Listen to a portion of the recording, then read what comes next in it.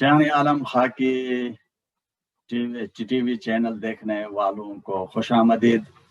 आपको मालूम है कि हम world history almost in nutshell में समझने की कोशिश कर रहे हैं, ऑल्दो एक बहुत ही डिफिकल्ट ऑलमोस्ट इम्पॉसिबल जॉब, लेकिन हम अपने तौर पर थोड़ा बहुत कुछ हिस्ट्री में से जो मेन की पॉइंट्स हैं वो सीखने की कोशिश कर रहे हैं इसमें।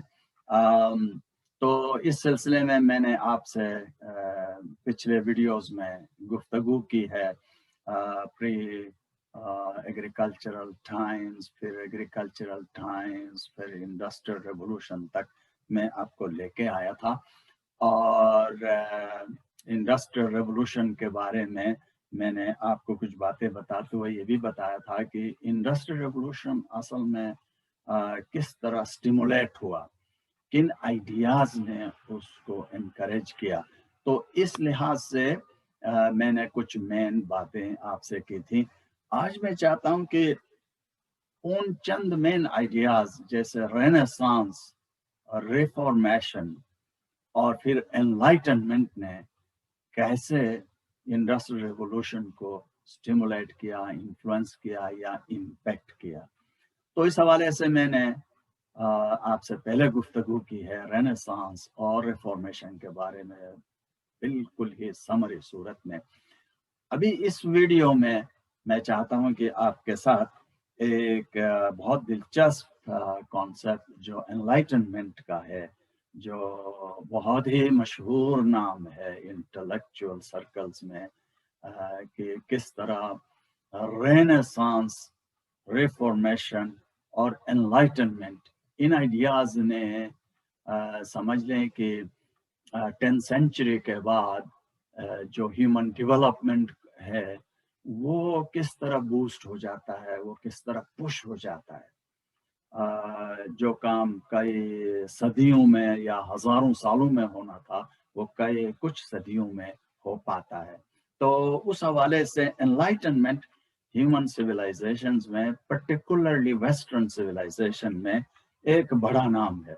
मुझे क्लेरिफाई करने दीजिए कि ये लफ्ज बड़ा दिलचस्प है, उसके कुछ वजाहत करूं। एनलाइटनमेंट जो वेस्टर्न कॉन्टेक्स्ट में हम समझते हैं तो उसके मीनिंग डिफरेंट हैं बेमुकाबिला उसके जैसे कि हम ईस्टर्न कॉन्टेक्स्ट में for example Hinduism, Buddhism, Jainism, Taoism के कॉन्टेक्स्ट में जो लफ्ज एनलाइटनमेंट यूज करते हैं उसमें, और मुस्लिम कॉन्टेक्स्ट में जो इस्लाम के सूफिज्म या मिस्टिसिज्म के हवाले से जो लफ्ज एनलाइटनमेंट है उसके डिफरेंट मीनिंग, ये समझना बहुत जरूरी है। लेकिन बुनियादी नुक्ता जो है वो ये है कि एनलाइटनमेंट जो है वो बेसिकली प्राइमरीली दो माना अपने अंदर रखता है। पहली बात यह है कि जब ये वेस्टर्न कॉन्टेक्स्ट में एनलाइटनमेंट समझा जाता है तो उसका मतलब ये है कि इस एनलाइटनमेंट ईरा में ह्यूमन इंटेलेक्ट को, अक्ल को इंसानी मुआमलात पर बादशाहत है। हर मुआमले का जज रीजन है, अक्ल है। हर मुआमले का गाइड और गुरु अक्ल है।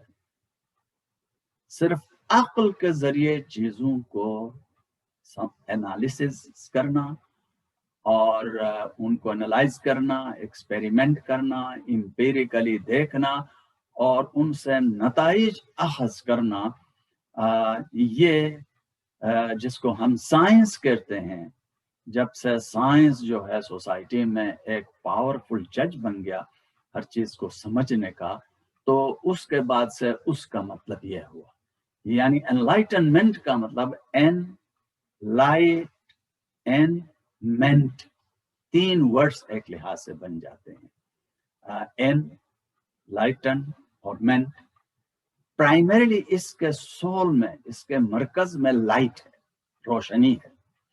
तो जिस तरह दुनियावी रोशनी इंसान को अंधेरों में चीजें दिखाती है, क्या क्या चीज है, اگر گٹا ٹوپ اندھیرے کمرے میں ہم گھس جائیں گے تو ہمیں کچھ بھی پتہ نہیں چلے گا وہاں کیا ہے. اگر وہاں کوئی لائٹ جلائے گا یا جلائیں گے تو ہمیں پتہ چلے گا ہر چیز کہاں ہے کیا ہے. اسی سے ایک میٹافر کے طور پر سمجھا جاتا ہے کہ انلائٹنمنٹ ویسٹرن ورلڈ میں جب عقل کی روشنی آن ہو گئی اس زمانے کے مطابق جہاں عقل کا رول منیمم تھا یا نہ ہونے کے برابر تھا، اور جو سپرسٹیشن تھا، جو پچھلے ویڈیوز میں بات کر چکا ہوں، متس تھے، جو متس تھے پرانے زمانے کے، اور جس کے اندر لاجیکل ریزننگ کم اور پوئٹیکل امیجنیٹو ریزننگ زیادہ تھی. اشاروں میں کنایوں میں بات ہوتی تھی تو فیکچوئل میننگ اس میں کم ہوتے تھے. تو اس کے مقابلے میں انلائٹنمنٹ روشنی معاشرے میں آئی تو اس کو western civilization very generally enlightenment کہتا ہے. انٹرسٹنگلی انف ایسٹرن سوسائٹیز میں ہندوازم، بدھزم جیسا میں عرض کر رہا ہوں، جینزم اور کلچرز میں یا جو ریلیجیس ٹریڈیشنز ہیں وہاں انلائٹنمنٹ کا مطلب ڈفرینٹ ہے. اور انٹرسٹنگ بات یہ ہے کہ وہاں کے ٹریڈیشنز میں آپ جب عقل کی روشنی کو ڈم کر کے جو آپ کے اندر کی دنیا کی لائٹ ہے، جو ہم نے پچھلے ویڈیوز میں کہا دیدائی بینا ہے، وہ جو روحانی آنکھ ہے، اس کو سوئچ آن کرنے کا نام انلائٹنمنٹ ہے. یہ سوئچ آن کرنے کے نتیجے میں جو آپ کو اندر سے روشنی ملتی ہے، جو اویکننگ ہوتی ہے، جو انسان کے اندر کی روشنی آن ہو جاتی ہے، اس کا نام انلائٹنمنٹ ہے. اور بالکل اسی طرح پھر اسلامک کانٹیکسٹ میں بھی سملر میننگز ہیں، چونکہ وہاں پہ لائٹ جو ہے اسلامک کانسیپٹ میں ایک سینٹرل کانسیپٹ ہے. خدا زمین و آسمان کا نور ہے، لائٹ ہے. تو یہاں سے سارے کانسیپٹس ایمینیٹ ہوتے ہیں لائٹ کے. تو جب ایک صوفی یا مسٹک یا اپنی روح پر اور روحانیت پر توجہ دیتا ہے یا دیتی ہیں اور عقل کے پروسیسز کو، لاجیکل اور ریشنل پروسیسز کو سٹاپ کر کے، آلموسٹ یا سسپینڈ، سٹاپ کرنا مناسب نہیں ہے، سسپینڈ کر کے زیادہ تر اندر کے جو یادداشت ہے، جس کو ذکر سے تعبیر کیا جاتا ہے، جو اندر سے یاد، جو ہیومن ایٹرنیٹی ہے، جہاں سے انسانی روح کا آغاز ہوا ہے، اس پر فوکس کرنے کے نتیجے میں جو انلائٹنمنٹ انسان کو ملتی ہے، اس لحاظ سے انلائٹنمنٹ ایک پرفیکٹ میٹافر بن جاتا ہے. چونکہ اسلام میں لائٹ، روشنی ایز سچ بہت ہی اہم کانسیپٹ ہو جاتا ہے قرآن کے حوالے سے. تو اس لحاظ سے وہاں پہ بھی ریشنل تھنکنگ منیمائز کرنا بہت ضروری ہے. صوفی پریکٹسز میں یا روحانی پریکٹسز میں جب روحانیت کی پریکٹس کی جاتی ہے، وہاں ریشنل تھنکنگ، دنیا کے بارے میں سوچ، عقل کو وہاں پہ لا کے عقل کے لحاظ سے یہ چیزیں سمجھنا وہ ہیلپ فل نہیں، obstruction بن جاتے. یہ دلچسپی کی بات ہے. تو اس لحاظ سے ایسٹرن ٹریڈیشن میں اسلام کے جو یہ لائٹ کا کانسیپٹ ہے، اور جو ہندوازم، بدھزم وغیرہ میں جو انلائٹنمنٹ، یا زیادہ تر وہاں بہتر لفظ میری ناقص رائے میں اویکننگ ہے، یا دوسرا اہم لفظ لبریشن ہے. وہاں یہ دو دلچسپ الفاظ استعمال کیے جاتے ہیں. میرے خیال میں انلائٹنمنٹ ڈائریکٹ ٹرانسلیشن نہیں ہے جو سنسکرت میں روحانی اویکننگ کے لیے لفظ استعمال کیے جاتے ہیں. تو اس کے لیے بہتر لفظ اویکننگ یا لبریشن ہے. آپ کو لائف سائیکل سے جو آزادی مل جاتی ہے، جس دن آزادی مل جاتی ہے، جس طرح آزادی مل جاتی ہے، وہ لبریشن ہے. Enlightenment just because western world کے اندر دنیا میں اس روحانی ایکسپیرینس کے لیے استعمال کیا جاتا ہے، इस वजह से एनलाइटनमेंट का लफ्ज भी इस्तेमाल होता है और फ्रीक्वेंटली इस्तेमाल होता है, तो इसमें हर्ज की बात नहीं है। ये अपनी जगह पे ये भी एनलाइटनमेंट कह सकते हैं। लेकिन इस्लामिक और अदर ईस्टर्न ट्रेडिशंस के अंदर जो कॉन्सेप्ट ऑफ एनलाइटनमेंट है वो सिमिलर हो जाते हैं। लेकिन वेस्टर्न वर्ल्ड में प्योर एंड सिंपल अक्ल एंड ओनली अक्ल, और अक्ल के डिफरेंट फॉर्म्स होंगे, एक्सपीरियंसेस, सेंस परसेप्शन और रिफ्लेक्शन और इंट्यूशन, बहुत हद तक ये तीनों एक तरह से वेस्टर्न एनलाइटनमेंट में शामिल हो सकते हैं कि इनके जरिए इंसान जो है किस तरह दुनिया और आसपास के हालात को और इंसान खुद अपने आप को अक्ल के जरिए कैसे समझ सकता है, तो उसको एनलाइटनमेंट कहा जाता है। ये तकरीबन 18th सेंचुरी से शुरू होता है और 19th सेंचुरी तक का ये 200 साल का जमाना वेरी जनरली कैरेक्टराइज किया जाता है एनलाइटनमेंट ईरा से या पीरियड से। तो यहाँ एनलाइटनमेंट जो है वो पैदा हो जाती है। और ये कैसे आता है? ये रेनेसांस का जो एक्सपीरियंस है, जो नॉलेज बेस है, और उसके बाद रिफॉर्मेशन है, और रिफॉर्मेशन के अंदर जिस लिहाज से इंडिविजुअल को अपने फेथ के इंटरप्रिटेशन में एक रोल दिया जाता है, एक अंडरस्टैंडिंग दी जाती है, और इसके बाद फिर जो एनकरेजमेंट होती है इन थॉट्स के अंदर, वो लीड करता है एनलाइटनमेंट की तरफ।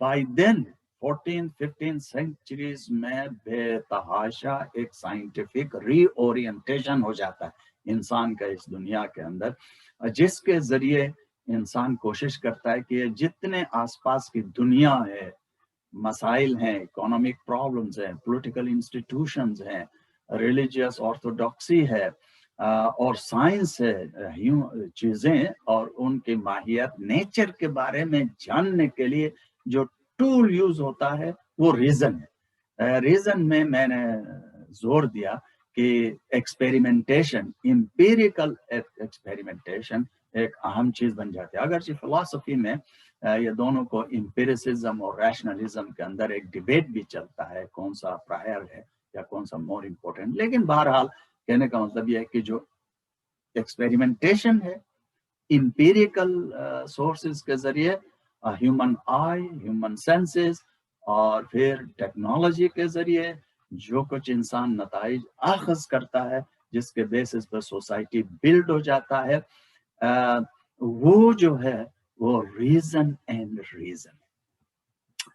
इसका हुआ ये कि बहुत बड़ा जो मसला पैदा हुआ उन लोगों के दरमियान जो रीजन को फाइनल अथॉरिटी के तौर पर जानना चाहते थे, और जो दूसरे ट्रेडिशंस थे, जो रिलीजियस ट्रेडिशंस थी, वेरी ऑफन मिस्टिकल ट्रेडिशंस थी, और सोसाइटी के दूसरे ओरिएंटेशन के लोग थे, उन्होंने इसको बगैर चैलेंज के जाने नहीं दिया कि रीजन को हम फाइनल अथॉरिटी माने। लेकिन बहरहाल दोनों के दरमियान एक जबरदस्त, यूं समझ लीजिए एक हेल्दी बहुत हद तक डिबेट भी, और बाज औकात वायलेंट डिबेट शुरू हुआ। फॉर एग्जांपल, ह्यूमन रिसोर्सेज कैसे डिस्ट्रीब्यूट किए जाएं, जब ये क्वेश्चन हो, माशरे में किन को हक है, सोसाइटी में किन को हक देना चाहिए गवर्नेंस के लिए, कैसे अपने मसाइल का फैसले करें, जजमेंट्स कैसे दें, तो रैशनलिस्ट जो थे, एनलाइटनमेंट के थिंकर्स कह रहे थे वो हमें अक्ल के और हमारे एक्सपीरियंस की बुनियाद पर डिसीजन लेना चाहिए। इसलिए इंसानी मुआमलात में हमें कैसे दुनिया में जजमेंट्स देने चाहिए, एथिक्स के बारे में, रिसोर्स डिस्ट्रीब्यूशन के बारे में, ये डिसीजंस सिर्फ हमें रेशनल अंदाज से डिस्कशंस के जरिए, डिबेट्स के जरिए, ओपन फोरम्स के जरिए हमें डिसाइड करना चाहिए। ऑन द अदर हैंड, दूसरे वो लोग थे जो कहते हैं कि जी ये ऑलरेडी डिसाइड हो चुका है, फैसले किसको करना है, किनका इख्तियार है, माशरे के जानने वाले कौन है, वो हमें पहले से ही पता है। वो कहाँ से पता चला? वो हमारा ट्रेडिशन कहता, हमारा सेक्रेट बुक्स कहती हैं, और हमारे डिवाइन अथॉरिटीज कह रहे हैं कि माशरे में किसको करना है ये काम। تو آپ ریزن کو یہ حق کیسے دے سکتے ہیں؟ یہ ہم ماننے کو تیار ہیں. تو اس کو ہم کہتے ہیں سیکولرزم اور ریلیجیس جو اتھارٹی کا جو بیس ہے، یہ دو بڑے مشکل سچویشن میں آتے گئے. لیکن دلچسپی کی بات یہ ہے کہ ڈسپائٹ دا فیکٹ کہ ریلیجیس انسٹیٹیوشن معاشرے میں بہت گہری جڑیں رکھتے تھے، معاشرے پر ان کا ہولڈ بہت زیادہ تھا، دھیرے دھیرے 14ویں 15ویں 16ویں 17ویں 18ویں 19ویں صدی تک ان کا اثر و رسوخ وقت کے ساتھ ساتھ جو ریشنل آن سلاٹ تھا، جو ریزن کا رول تھا، اس نے ریلیجن کے بہت سارے سفیر کو انکروچ کیا، اور معاشرے کے بہت سارے پڑھے لکھے لوگ جو ہے وہ سیکولرزم کا نعرہ لگانے لگے، بولے ریلیجن اپنی جگہ پر اہم ہے، ریلیجیس اتھارٹی بھی اپنی جگہ پر اہم ہے، ریلیجیس انسپریشن بھی اہم ہے، مورل ویلیوز بھی اہم ہے، لیکن ہم اپنے کتابوں پر خالی اس کو چھوڑ نہیں سکتے، چند لوگوں کے ہاتھ میں یہ ڈیسیشنز ہم دے نہیں سکتے. یہ ہمیں ڈسکشن کے ذریعے معاشرے کے تمام لوگ جس بھی فیت سے تعلق رکھتے ہیں سب مل جل کر اس کے فیصلے کریں گے. اسی لحاظ سے آپ جانتے ہیں کہ دنیا کے اندر ایز اے ریزلٹ ڈیموکریسی کو بڑی اسینڈنسی ملی، بڑی ویلیو ملی. اور سیکولرزم کیا تھا؟ سیکولرزم کا مطلب قطعی یہ نہیں ہے ریلیجن ختم کرنا اور عقل کے اجارہ داری اسٹیبلش کرنا، یہ ٹوٹلی رانگ میننگ ہے. سیکولرزم کا مطلب، ڈیموکریسی کا مطلب یہ تھا کہ عقل کو اپنے اسفیئر کے حساب سے دنیاوی معاملات کے ڈیسیشنز، ورلڈلی میٹرز کو ریزن کے تھرو سیٹل کرنا چاہیے. جو ریلیجیس انسپریشن ہے، جو ریچول ہے، جو ریچول پریکٹسز ہیں، جو ریلیجن پالنے والے لوگ ہیں، ان کو ایبسولوٹ فریڈم ہے اپنے ویلیوز، اپنا ریلیجن، اور جس طرح وہ چاہتے ہیں اپنے جنریشنز میں یہ منتقل کرے، اور یہ اسی طرح پرپیچویٹ ہونا چاہیے. بہت سارے اچھے سائنسدان بہت ہی زیادہ اٹیچڈ کمیٹڈ کرسچنز تھے، جیوز تھے، اور بلیفز کے رکھنے والے تھے. انہوں نے اپنا دین نہیں چھوڑا، دین بھی ان کے ساتھ تھا، لیکن وہ یہ کہتے تھے کہ دین کا معاملہ، دینی میٹرز کے اندر ہمارا ریلیجن ڈیسائیڈ کرے گا، اور جو دنیا کی چیزیں، بیماریاں ہیں، کوئی شخص بیمار ہے اس کا علاج کرنا ہے، کوئی وبا پھیلی ہے، اس کا علاج ہم یہ سوچ کے نہیں کر سکتے کہ بھئی یہ خدا کا عذاب ہے ہمیں چپکے سے سہنا چاہیے. یہ نہیں چلے گا، ہمیں اس کا علاج دریافت کرنا پڑے گا. یہ قابل علاج ہے. زلزلہ آتا ہے تو ہمیں اپنے بلڈنگز کو سٹرونگ کرنے ہوں گے، صرف یہ خدا کا غضب ہے کہ ہمیں قبول کرنا نہیں ہوگا. ہے یا نہیں یہ غضب وہ الگ بات ہے، لیکن ہمیں اپنا آپ کو پروٹیکٹ تو کرنا چاہیے. ہمارا حق بنتا ہے، خدا عذاب دیتا دے، لیکن ہم اپنا آپ کو کچھ اچھے بلڈنگز کے ذریعے، سیسمک پروف بلڈنگز کے ذریعے ہم اپنا آپ کو پروٹیکٹ کر سکتے ہیں. تو اس لحاظ سے یہاں سے ایک بڑا ڈیمارکیشن ریلیجیس اور سیکولر میٹرز کے اندر شروع ہوا، جو آج تک کنٹینیو ہے. ویسٹرن ورلڈ میں بہت حد تک یہ کمپرومائز ہوا، جو کہنے دیجئے دونوں طرف کے سمجھدار لوگ تھے جنہوں نے قبول کیا کہ ہاں کچھ دنیا کے معاملات ہیں جو سیکولر اتھارٹیز کو ڈیسائیڈ کرنا چاہیے، وہ سارے دینی معاملات ہیں جو ریلیجن کے حساب سے ہم دیکھیں گے. تو اس کمپرومائز کا انٹرسٹنگ چیز جو میں پاتا ہوں وہ آپ دیکھ لیں، امریکن ڈالر بل ہے.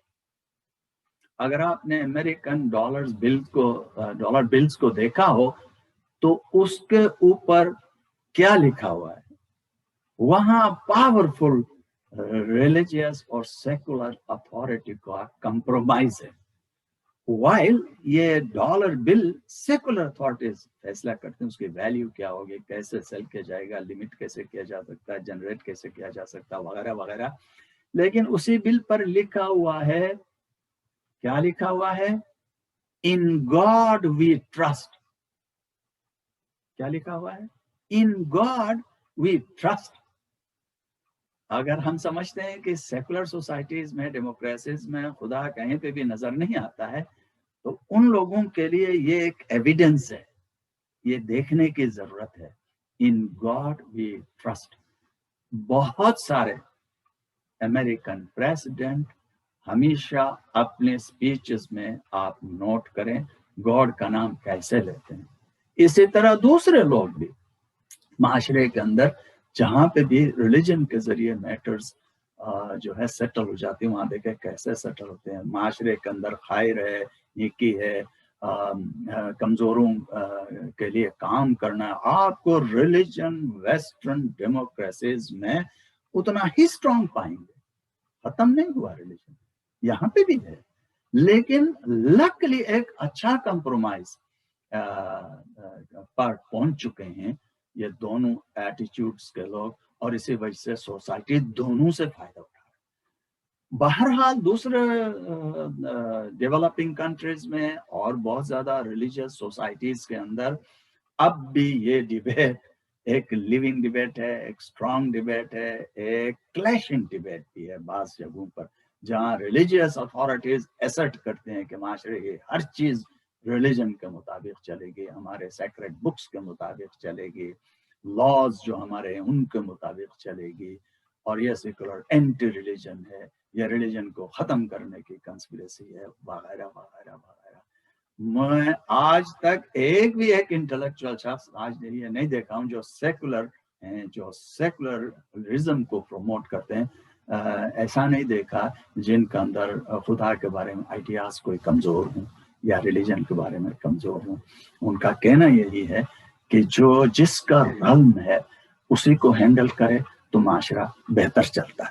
تو اس لحاظ سے یہ مجھے کہنے دیجئے کہ انلائٹنمنٹ کا جو سمری میں نے آپ کو بتایا، یہاں پر ریزن اور ریزن کے ذریعے معاشرے کے معاملات کو سیٹل کرنے کا جو ٹرینڈ ہے وہ آج تک کنٹینیو ہے معاشرے کے اندر.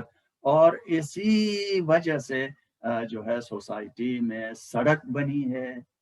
کیسے سڑک بنے گی، دونوں طرف کیا ہوگا، بلڈنگز بنیں گے کیسے بنیں گے، معاشرے کے انسٹیٹیوشنز آپس میں ریلیشن شپ کیسے رکھیں گے، یہ سب ریشنل ڈیسیشنز ہے.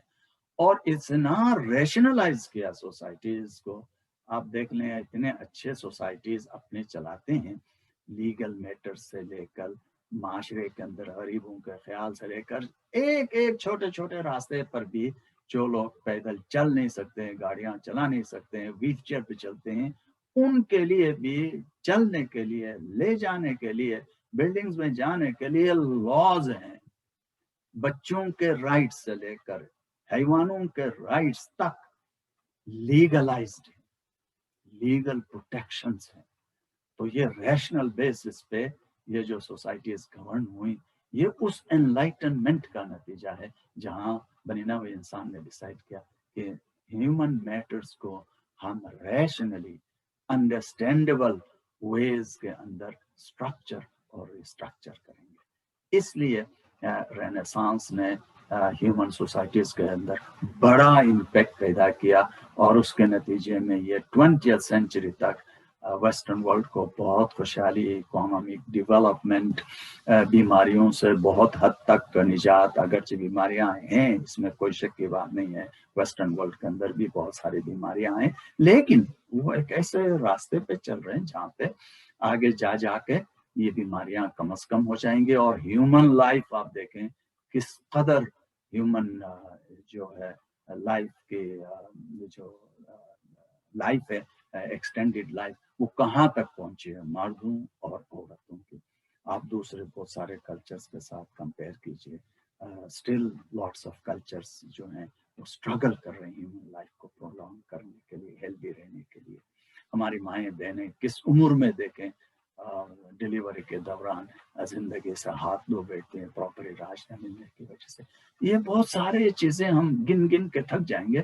تو ان تمام کے اندر امپرومنٹس لائے ہیں. تو بہت سارے ڈیولپنگ کنٹریز بھی اور ریلیجیس سوسائٹیز بھی اسی ڈگر پہ چل رہے ہیں. At the end of the day religion use کریں یا نہ کریں، بہت زیادہ کریں، لیکن یہ راستہ ہے جس کے ذریعے بیماریوں پر قابو پانا، غربت پر قابو پانا اور انسانی معاشرے کو لیویبل اور اپنے فیوچر جنریشن کے لیے بہتر سے بہتر بنانے کی جو ایک خواہش ہے انسان کی، وہ اسی ڈگر پہ ہی چل رہے ہیں. تو میں سمجھتا ہوں کہ یہ چیزیں ہسٹری کی سمجھنا اور اپنے نیشنز کے فیوچر کو ڈٹرمن کرتے وقت دوسرے قوموں پر بھی نظر رکھنا، اور کیسے موو ہو گئے، کیسے ڈیولپ ہو گئے ہیں، تو وہی چیزیں ہماری زندگی میں بھی ہیلپ کر سکتی ہیں.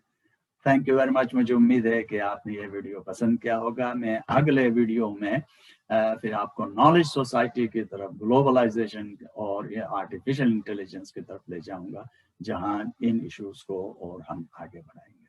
Thank you very much. مجھے امید ہے کہ آپ نے جنان خاکی ٹی وی کو سبسکرائب کیا ہوگا تاکہ آپ کو یہ سارے ڈسکشنز ملتے رہیں گھر بیٹھے بیٹھے.